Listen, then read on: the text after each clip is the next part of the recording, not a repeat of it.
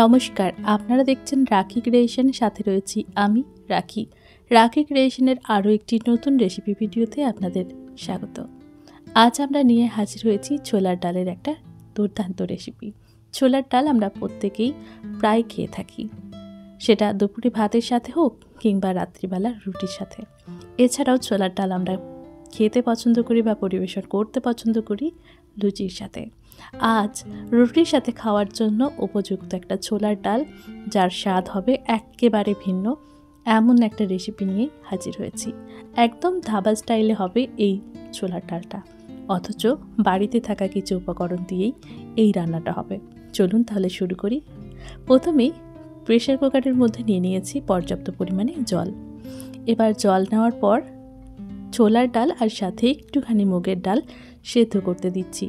সামান্য পরিমাণে লবণ, অল্প একটু মিষ্টি, একটু হিং আর একটু গোটা গরম মশলা, যার মধ্যে ছিল তেজপাতা, এলাচ আর একটু দারচিনি।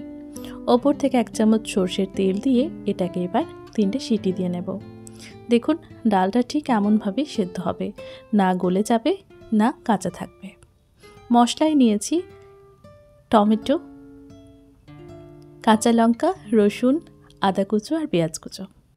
রান্নাটা শুরু করার জন্য প্রথমেই কড়াই বসিয়ে নিয়েছি গ্যাসের উনুনে, আর তারপর 1 চামচ বাটার আর একটুখানি তেল মিশিয়ে নিয়েছি।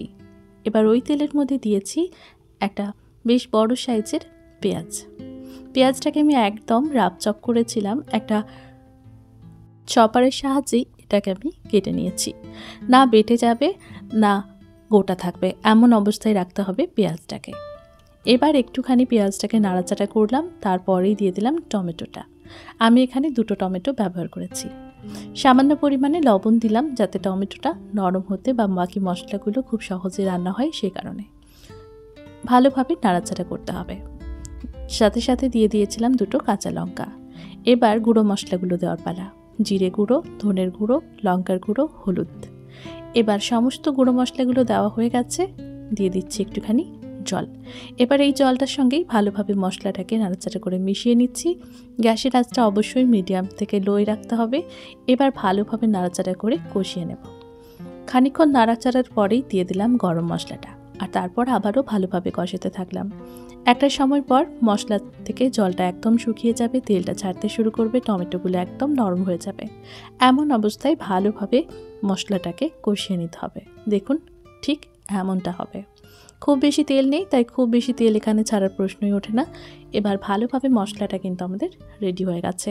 গ্যাসের আঁচ কমিয়ে এই কারণেই রান্না করতে হবে, তেল কম আছে তাই। ডাল রান্না করতে খুব বেশি তেল লাগে না। এবার সেদ্ধ করে রাখা ডালটাকে দিয়ে দিলাম এই মশলার মধ্যে।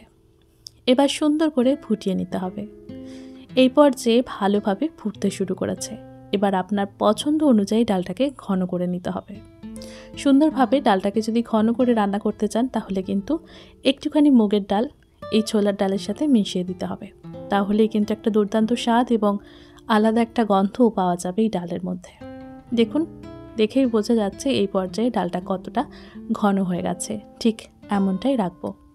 এবার আরও একটা হাতে ডাবুর মধ্যে নিয়ে নিয়েছি 1 চামচ বাটার। তার মধ্যে দিলাম শুকনো লঙ্কা, গোটা জিরে, দিলাম রসুন।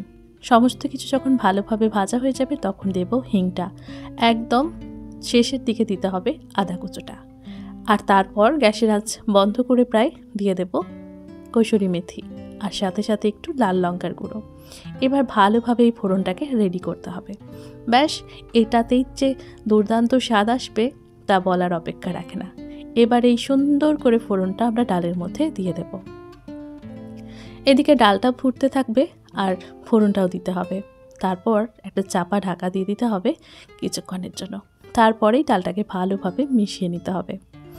এবার আমার এটা রুটির সাথে পরিবেশনের জন্য একদম পারফেক্ট থিকনেসে চলে এসেছে ডালটা। তাই এমন অবস্থায় গ্যাসের আঁচ বন্ধ করে এটাকে এখন রেস্টে রাখবো। সুন্দর করে এটাকে 10 মিনিট যদি রেস্টে রাখা যায়, এর স্বাদ আরও বেড়ে যাবে। 10 মিনিট পর এটা রুটির সাথে পরিবেশন করব। গরম গরম রুটি আর সাথে এই গরম ডাল, কী যে স্বর্গীয় স্বাদ! যারা রুটি খেতে পছন্দ করেন তারাই বুঝবেন। আবার যারা রুটি খেতে পছন্দ করেন না, তাদের যদি এই ডাল রুটি দেওয়া হয়, তারাও কিন্তু দুখানা রুটি অনায়াসেই খেয়ে ফেলবে। কেমন লাগলো আজকের এই ছোলার ডালের রেসিপিটা কমেন্ট করে জানাতে কিন্তু একদম ভুলবেন না।